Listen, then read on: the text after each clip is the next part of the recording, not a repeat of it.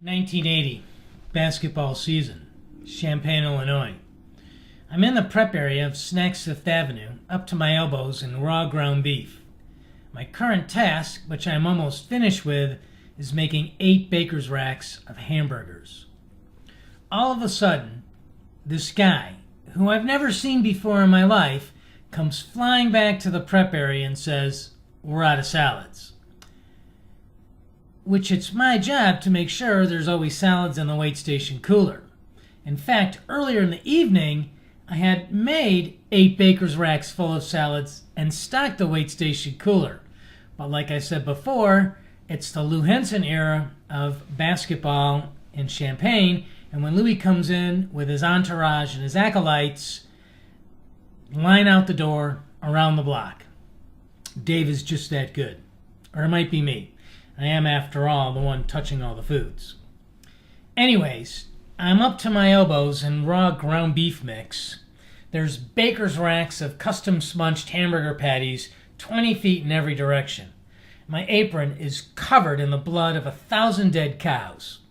And here comes this clean-shaven, tallish, blondish, perfectly composed young man with, "We're out of salads." As if, at that moment, salad is the most important thing on the planet, which in our little universe, it is. So, to be honest, for a second, I had a moment that's like when you pull the parachute cord and nothing happens. A parachute pull cord moment, which Dave evidently picks up on. So he helps me move the hamburger racks to cooler 1, and he starts setting up salad plates while I go into cooler 2 for the garbage can full of salad mix. It's a garbage can full of salad mix. Earlier in the evening, I had chopped all the lettuce and the cucumbers and all the tomatoes and all the stuff and put it in the garbage can, and it's supposed to be for tomorrow's next shift, but it's a salad emergency, so we got to use it now. So the first thing I ever do with Dave is make 8 dozen cute little dinner salads out of a garbage can at Snacks Fifth Avenue in Champaign, while Lou Henson is sitting 25 feet away, sitting and waiting patiently for his salad. Later that night, Dave and I hang out behind the restaurant and converse, but we don't inhale. Much. So that's the type of guy Dave is. Dave is the type of guy who has to solve the problem. Whatever problem you have, Dave's going to find a solution. And that's the team that he assembled at the Wizard. It's a bunch of people who have it in their heart to do everything that they can to help people and solve problems. It's impossible for me to measure Dave's impact on me over the 25 years I've worked for him, been his friend. I think Dave had a way of making everything better. The company is better because of him. All the good things about the culture are a reflection of him and his personality, his kindness, his thoughtfulness, his brilliance, his leadership, his vision. He made everything better, including my life, my family's life, those that have worked for him at Eastlake and Wizard. Just impossible to measure. He's a good friend, good mentor to me, and I'll miss him dearly, and hope we can carry on what he started. Hi, I'm Doug. I'm a friend of Dave's, an old golfing buddy of Dave's, but most of all, a wizard. I came to Wizard Software maybe 12 years ago or so.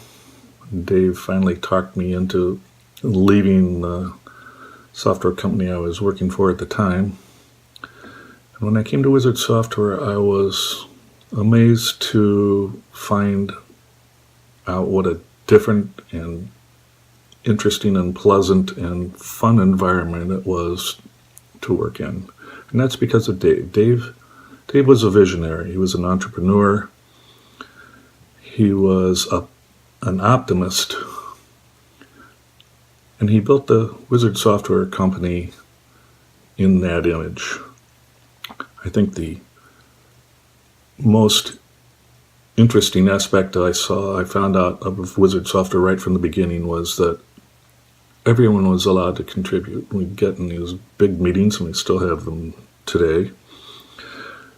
And everyone was allowed and expected even to contribute to the ideas would be passed around, and while it's not exactly a company driven by committee, it is a company where everybody has a voice.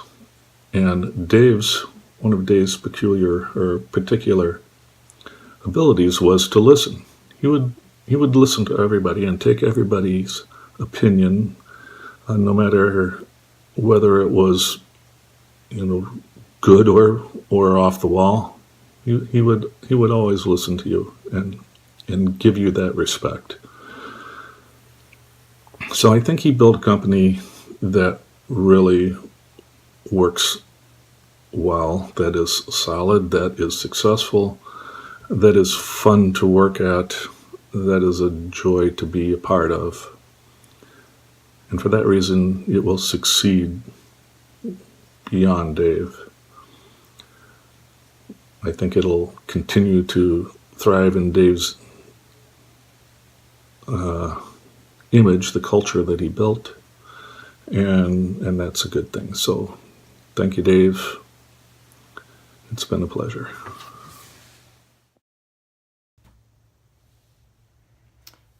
When doing a video to discuss Dave and his many qualities, I started to think about words and superlatives that swirled in my mind like a wizard's wand revolving around to create magic.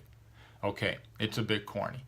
But the first word that comes to mind is altruistic. Dave was a giver, always thinking about how he could make things easier for someone else. In some ways, although I never asked him, I think a portion of our company's positioning statement was generated by his altruistic personality. Making your job and your life easier. It was about the user's happiness. Altruistic. One thing that resonates with me is Dave told me to do whatever it takes to make myself comfortable while being away from my family while traveling. He was more concerned about me and my family as opposed to a few dollars to change a flight. Integrity and honesty. Dave had an unwavering ethical principles in both how he ran Wizard Software and his relationship with family, friends, and wizards, which in some cases are all of the above. Dave was always upfront. He kept all wizards up to date regarding any issues with frequent communications at staff meetings, showcases, retreats. It is another example about how Dave built relationships because employees knew exactly what was happening. The word you're going to hear the most, visionary. Dave had tremendous foresight and was a great leader. Dave was a visionary and was excited each day he came to work to accomplish his vision. When we moved our offices on Larchmont, I sat directly behind him and we talked regularly. When I spoke with him, you could feel the confidence in his ideas and plans and abilities. And when you see all that he has accomplished, you can understand why.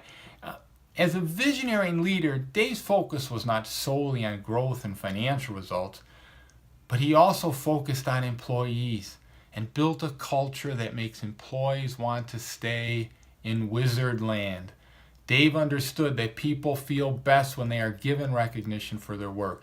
Dave's leadership style was all about conveying authority with warmth. One thing that Dave always talked about was setting the table. That was one way he demonstrated his strategic planning skills. Dave set the table by communicating various components of a given strategy. It was typically an initial description of an idea, and from that idea was development of a step-by-step outline to accomplish a given objective. Dave set the table for growing the staff, creating new versions of the software, and on and on and on. One quick last personal story. Remember when I worked with Dave at a first trade show, watched him do some presentations. you could just see the confidence level. You could feel the passion for the software, for the company. You could see the pride that he knew the software he developed would make people's lives easier. All that with integrity. When Dave said we could do it, he knew we could do it and we would do it. But he did it with such humility. I love Dave, and he touched my life and my family's lives in ways that are difficult to articulate. I will never forget him.